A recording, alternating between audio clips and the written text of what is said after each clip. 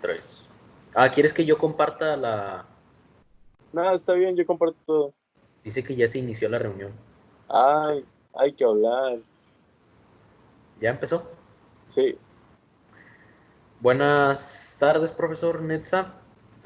Somos Alfredo Castillo Ortiz y Mauricio Pérez Cornelio y vamos a explicar a continuación el funcionamiento y la práctica 8, la última de esta etapa 4.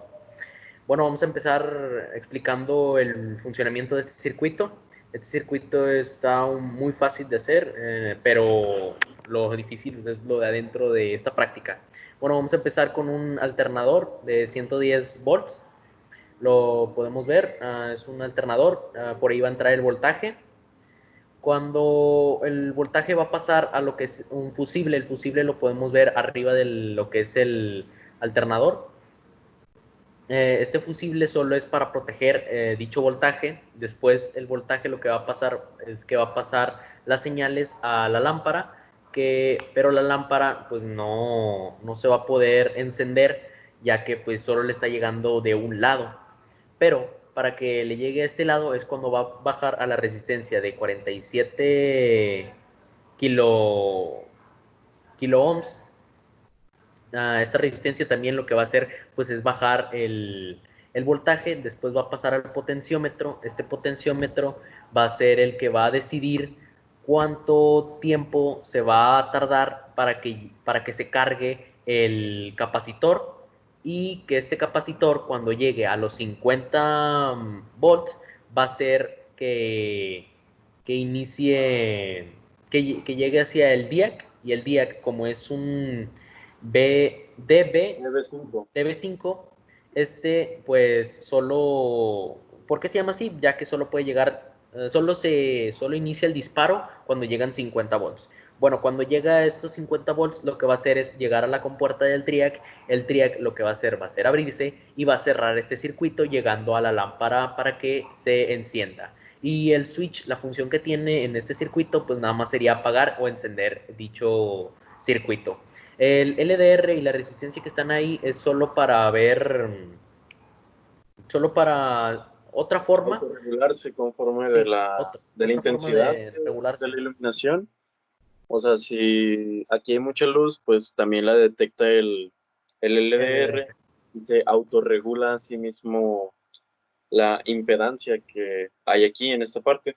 Nada más que como no está elaborada de manera física, pues no se llega a captar esa variación mediante la iluminación de esta lámpara, pero pues viene siendo alguna u otra manera de encender o apagar la lámpara. Aquí ya se apagó y aquí se encenderá, tanto como se puede por acá.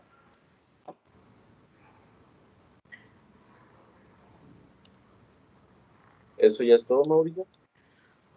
Sí, ya sería todo respecto a este circuito. Ahora vamos a pasar a la práctica a las preguntas de la práctica número 8, que Ok, son respecto a el las circuito. medidas.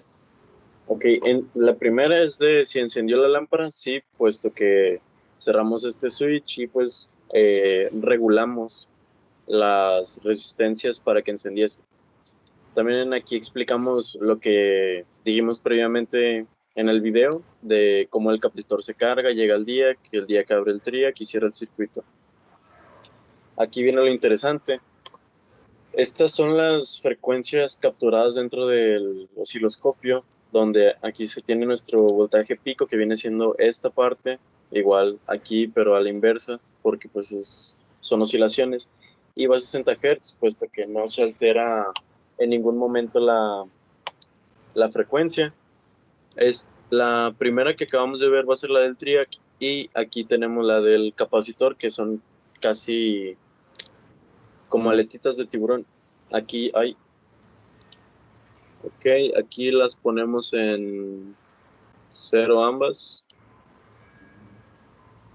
Y la otra es esta. Aquí está. Aquí están las aletitas de tiburón que verá en color, en Rosa. color amarillo en la foto. Y aquí se ven las del, ay, las del TRIAC. Ay, es que se ven demasiado grandes. Bueno, las del TRIAC.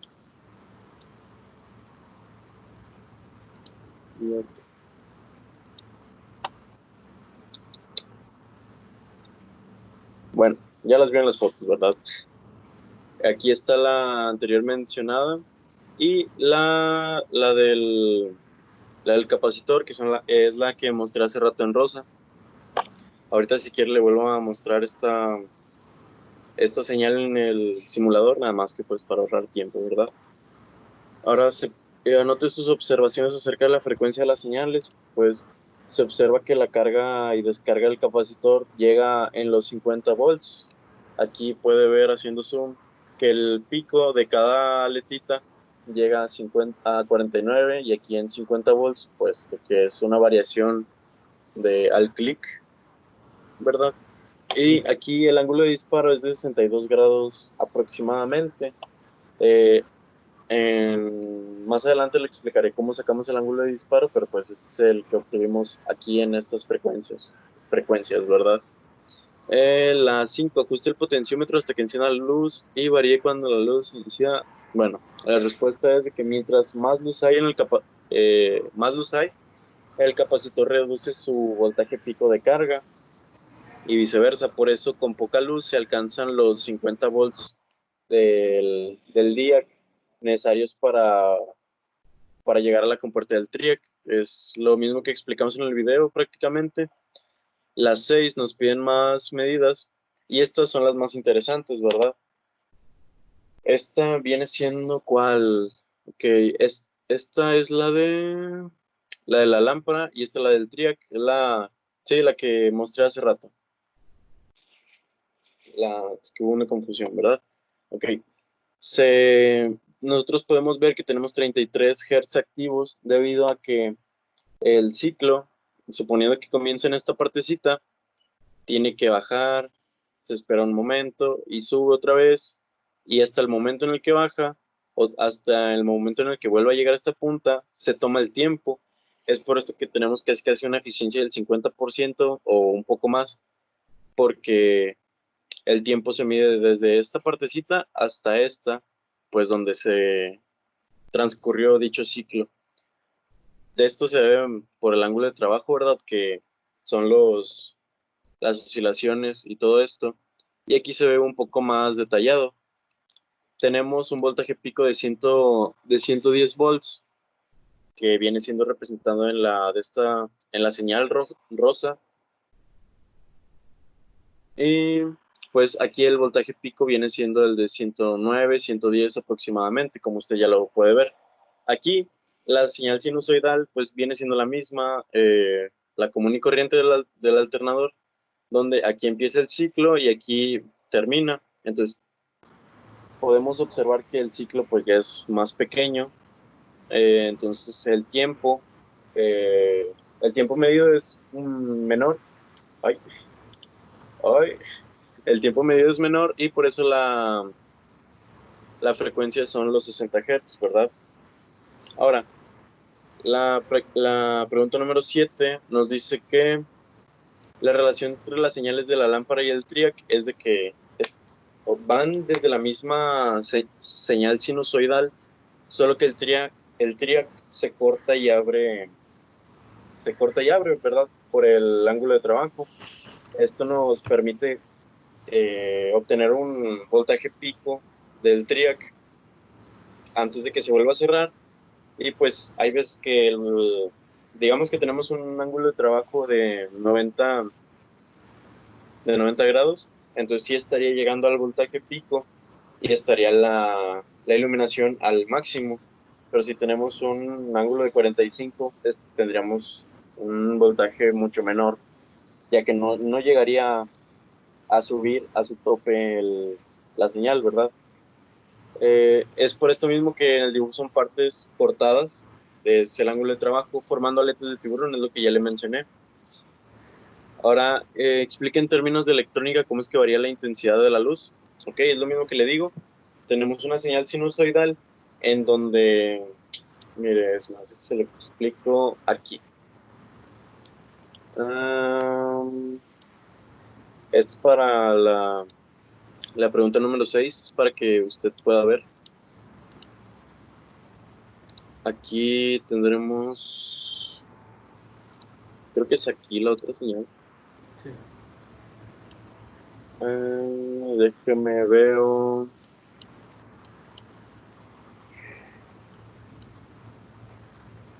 Ok, aquí está la señal que le mencioné hace rato, la primerita, es la que usted aquí pudo ver. Nada más que en Eh, color amarillo. sí, nada más que estaba en otro color. Si puedo ver la otra señal, estaría bien chido. Ok.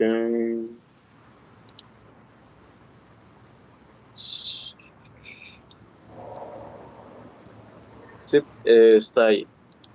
Ok, ya pausé esto y déjemelas igualo para que usted pueda ver con más claridad. Ya están en cero, ambas prácticamente.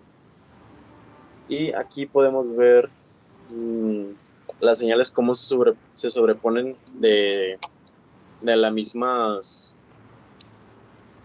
señal sinusoidal. Esta, la amarilla es la de la lámpara y la azul es la del TRIAC. Lo que le quería explicar en términos de electrónica, como se nos preguntó, es de que la intensidad de la lámpara varía conforme a cuánto voltaje llega debido al ángulo de trabajo. Digamos que aquí tenemos aquí nuestro voltaje pico es de 110 volts, pero el triac solo nos permite, se carga y se vuelve a cerrar en esta parte. Entonces, antes de que se vuelva a cerrar, nos da un voltaje de 84 volts. Es por esto que la lámpara no llega a iluminarse del todo y pues por eso varía la iluminación, porque podemos cambiar el ángulo de trabajo conforme nosotros variemos acá en las resistencias variables, en el LDR y el potenciómetro. Aquí estas son mediciones del final, que usted ya las podrá ver más adelante. Ok, aquí están las mediciones del máximo. Aquí tenemos el mínimo, que son 57 volts, que nos da un igual de 40 grados. Aquí tenemos los 57 y hasta aquí vienen siendo Ahorita. los 40 grados. ¿Cómo obtenemos el ángulo de disparo? Aquí empieza nuestro ciclo y aquí termina. ¿Sí? Fácil. Entonces, aquí empiezan los 0 grados, aquí tenemos 360 grados y aquí 180. Entonces, el voltaje pico son 90. Vamos sacando divisiones de cada señal. ¿Sí? Entonces, la mitad de esto vendría siendo más o menos aquí a 45 grados. Pero como vemos que no llega, pues obviamente nos da un 40 grados de ángulo de disparo. De igual manera aquí fue medido y pues nos da un máximo de 104 volts con el mismo voltaje pico de la sinusoidal de la alterna. Pero el ángulo de disparo vienen siendo los 104 volts, que nos da un igual 88 grados. Esto porque pues no llega al voltaje pico que vienen siendo los 110 y pues nos da un poco menos, por eso 88 grados, ¿ok? Mueve el potenciómetro y observa la señal y anota observaciones. Esto viene estando de más explicar, pues es algo muy simple. Aquí se habla del voltaje pico, cómo disminuye conforme al ángulo de trabajo, etcétera. Estas últimas preguntas, pues me hará el favor, Mauricio, de explicarlas porque yo ya hablé mucho, ¿verdad? Así que se lo dejo a usted. No te preocupes, Alfredo. Bueno, pues a continuación responderé las siguientes preguntas conforme a nosotros vimos que era la manera más correcta. Bueno, ¿cuál es la función del potenciómetro de 50 kilo ohms en el circuito? Pues regular este ángulo de trabajo dentro de la onda sinusoidal, haciendo que trabaje más o menos conforme variamos esta resistencia. La pregunta 2, ¿cuál es la función de esta fotorresistencia? Bueno, ya la explicamos al principio, pero ahora más a detalle, pues funciona como otra manera de variar el ángulo de trabajo, como si pasease por dos filtros, primero por el potenciómetro y luego por el LDR. con la diferencia de que, pues, que está en físico, sería regulado de manera autónoma, conforme se va iluminando más la lámpara, pudiendo iluminar más o menos por el ángulo de trabajo. Otra pregunta es que nos dice, ¿qué sucederá en el circuito si se energice con 127 de voltaje de corriente directa? Bueno, pues la corriente pasaría por el fusible, que llegue a 5.24 amperes, por lo que la plaquita interna dentro del fusible se va a fundir, impidiendo el paso del voltaje. Otra cosa que nos pregunta es, ¿qué sucederá si la energiza con 120 volts de corriente alterna? Bueno, pues la lámpara no llegará a encender. ¿Por qué? Pues porque para que se encienda un DIAC DB5 se necesita superar arriba de los 50 volts, no abajo ni en medio, arriba de los 50 volts, porque pues esta es la función de este DIAC básicamente, y el capacitor por la capacitancia que tiene no llegará a superar dichos voltajes aún cargándose, y impidiendo el paso de corriente por el TRIAC, no llegará nada a través del DIAC. O sea, básicamente, si no hay estos 50 volts, no hará ese disparo que tiene que ser este DIAC. Por último, ya las últimas cosas que vamos a decir, pues mencioné 3 aplicaciones. Bueno, pues 3 aplicaciones que nosotros vimos adecuadas, pues es obviamente un dimmer de luz, que ya lo hicimos nosotros en nuestro de medio curso, un control de actuadores de corriente alterna, control de velocidad de motor de corriente alterna en base a su ángulo de trabajo con lo que estamos trabajando dicha práctica. Bueno, También algo que me gustaría aclarar sería esta parte de la pregunta número 3, que aunque puede llegar a darse algo de confusión, pues también para que quede aclarado en el video, nos pregunta qué pasaría si le agregamos una corriente directa de 127 volts. Muchos dirían que trabajaría en menor manera. Aquí lo que estoy haciendo es que no utilicemos esta fuente alterna, ¿verdad? Aquí la elimino directo. Y aquí, para que usted vea cómo es cierto lo que medimos, que deja de funcionar el circuito, es por esto mismo, de que el el fusible fusible. llega a quemarse. Mire, aquí usted puede ver, estamos yendo paso a paso, ¿verdad? Aquí usted verá que se va poniendo cada vez más rojo el fusible y hay un punto en el que explota, en el que se corta la plaquita, aquí ya explotó y la lámpara que aquí está encendida, aquí se apagará. Ok, ahí ya se está apagando y ya se apagó tanto la lámpara como el fusible. Eso sería todo y pues también me gustaría enseñarle que por mi parte, junto con Mauricio, que me ayudó a hacer las preguntas, la simulación, etcétera, pues quisimos comprobar que el circuito funcionaba y aquí tenemos parte del circuito con el potenciómetro, el LDR, etcétera, y pues los cables para conectarlo a la corriente alterna, ¿verdad? Eso ya serían todas las preguntas. Simplemente queda esta imagen de las señales y pues sería todo, creo yo. ¿O quieres agregar algo tú, Mauricio? No, compañero Fredo, creo que ya sería todo por nuestra parte. Muchas gracias por ver este video, profe. Esperemos que no sea mucho, pero esta práctica se debía a una explicación grande, ya que pues es una Es algo complejo. práctica, sí, es una práctica muy compleja, que se tenía que hacer una explicación bien hecha, ya que pues si tiene alguna duda de nuestras respuestas en base a las preguntas que respondimos nosotros, pues está este video para que lo vea a detalle y sepa por qué contestamos dichas preguntas de esa manera que está en nuestra práctica. De nuestra Ok, parte pues, sería todo, profe. Mandé. Por favor, Alfredo, continúa.